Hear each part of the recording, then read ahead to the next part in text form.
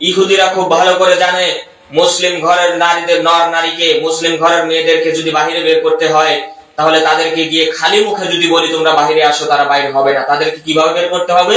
কিস্তির ব্যবস্থা চালু কর, আর সেখানে নিয়ম দে মহিলা ছাড়া কিস্তি হবে না। এজন্য কিস্তির নিয়ম, মহিলা ছাড়া কিস্তি হবে না। আপনি দেখেছেন নাকি কোনো জায়গায় কোনো পুরুষ মানুষ কিস্তি দেয়? কোনো জায়গায় নেই, শুধু মহিলা। এই কোন নিয়ম? পৃথিবীতে এরকম নিয়ম তো কোনো জায়গায় দেখিনি। পড়াশোনা হয় ছেলে মেয়ে একসাথে, সবকিছু ছেলে মেয়ে একসাথে করতে পারে। এখানে মেয়েরা রাজপথে নেমে যাচ্ছে ছেলেদের মতো, কি পাওয়ার জন্য? স্বাধীনতা পাওয়ার জন্য। ছেলেরা যেখানে সেখানে বসে প্রস্রাব সারতে পারে, মেয়েরাও যেন এই স্বাধীনতা পায়, সেই স্বাধীনতা পাওয়ার জন্য তারা বলছে ছেলেদের যে স্বাধীনতা থাকবে আমাদেরও সেই স্বাধীনতা দিতে হবে। তাহলে এখানে কেন সেই স্বাধীনতা নাই? কেন নারীরা পাচ্ছে কিস্তি, পুরুষরা পাচ্ছে না? এর একমাত্র কারণ হলো এটা ইহুদিদের একটা চক্রান্ত, আর ইহুদিদের লিডার হলো শয়তান।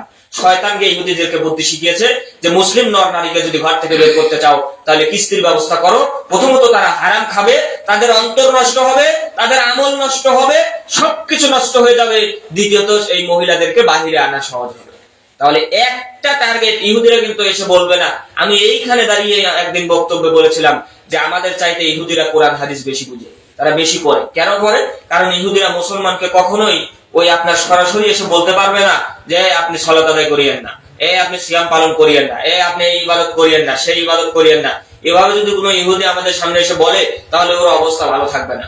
এজন্য শয়তান শিখিয়ে দিয়েছে যে তোমরা এই মুসলমানের জায়গা মতো হিট করো। কিভাবে? মুসলমানের ভিতরে এই সুদি কারবার ঢুকিয়ে দাও। মানুষ এই তাদের স্বাবলম্বী হওয়ার কারণে সুদি কারবারের সাথে জড়িত হবে, সুদ তুলবে, ঘুষ খাবে, এগুলি আস্তে আস্তে কিস্তির সাথে জড়িত হবে। এতে কি হবে? হারাম ভক্ষণ করার কারণে তাদের অন্তর নষ্ট হবে, রক্ত নষ্ট হবে। যেই শরীর জান্নাতে প্রবেশ করতে কোনোদিন পারবে না, এই কাজ হবে। আর 2 নাম্বার যেটা হবে সেটা হলো মুসলিম মা বোনদেরকে বাহিরে আনা সহজ হবে। তাহলে একটা উপায় দেখেন, মুসলমানদের পয়েন্টে আঘাত করে সমস্ত কিছু নষ্ট করে দিচ্ছে। একটা পয়েন্টে আঘাত করে